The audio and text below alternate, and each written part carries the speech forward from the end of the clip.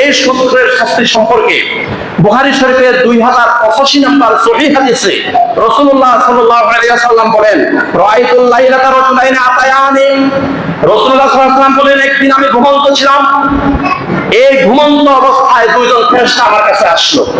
ফাআখরাজানি ইলা আরদিন মুকাদ্দাসাতিন, রাসূলুল্লাহ সাল্লাল্লাহু আলাইহি ওয়াসাল্লাম বলেন, ওই দুইজন ফেরেশতা আমাকে জাগ্রত করে আমাকে একটা পবিত্র ভূমির মধ্যে নিয়ে গেলেন।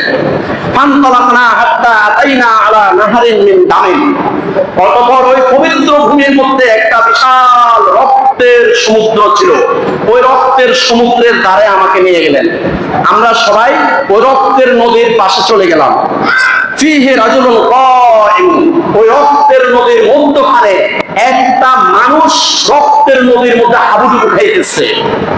ওয়ালা ওয়াসাতিন নাহরে রাজুলুন, আর ওই রক্তের নদীর পাড়ে একজন ফেরেশতা দাঁড়িয়ে আছে। বাইনা ইয়াদাইহি হিজারাতুন, আর ওই পাড়ের মধ্যে যে ফেরেশতা দাঁড়িয়ে আছে তার হাতের মধ্যে বিশাল এক পাথর।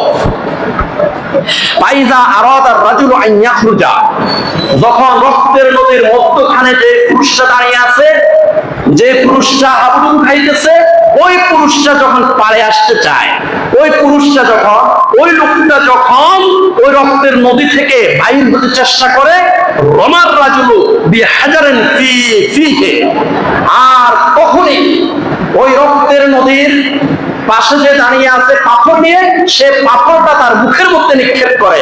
ফারাদ্দাহু হাইসু কান, আর এই পাথর নিক্ষেপ করে ওই ব্যক্তিটাকে আবার রক্তের নদীর মধ্যখানে পাঠাই দেয়, আবার সেখানে সে হাবুডুবু খাইতে থাকে।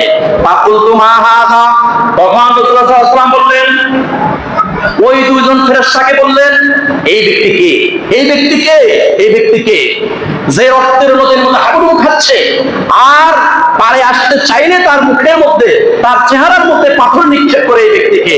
ফাকালা আল্লাযী রাআইতাহু ফিন নাহারে আকিলুর রিবা, এবার ওই দুইজন ফেরেশতা বললেন, ইয়া রাসূলুল্লাহ সাল্লাল্লাহু আলাইহি ওয়াসাল্লাম, যেই ব্যক্তি রক্তের নদীর মধ্যে হাবুডুবু খাচ্ছে আর পারে আসতে লাগলে তাকে পাথর নিক্ষেপ করে আবার দূরে পাঠিয়ে দেওয়া হয়, রক্তের নদীর মধ্যখানে পাঠিয়ে দেওয়া হয়, সেই ব্যক্তি আর কেউ নয়, সেই ব্যক্তি আর কেউ নয়, সেই ব্যক্তি আর কেউ নয়, সেই ব্যক্তি হলো সুদখোর, সেই ব্যক্তি সুদখোর, সেই ব্যক্তি সুদখোর।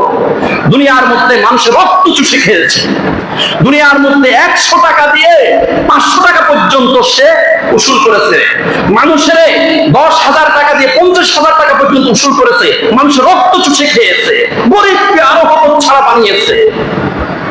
একটা গরিব মানুষকে গরু কেনার জন্য অথবা বিভিন্ন কারণে টাকা দিয়া, যেই টাকা দিয়ে আরো 10 গুণ 50 গুণ টাকা উসুল করে মানুষের রক্ত চুষে খেয়েছে, এই সুদখোরকে আজকে রক্তের নদীর মধ্যে হাবুডুবু খাওয়াচ্ছে। বুঝে আসছে কথা? কারণ দুনিয়ার মধ্যে সে মানুষের রক্ত চুষে খেয়েছে, গরিব মানুষের রক্ত চুষে খেয়েছে, এই জন্য আজকে রক্তের নদীর মধ্যে তাকে হাবুডুবু খাওয়াচ্ছে।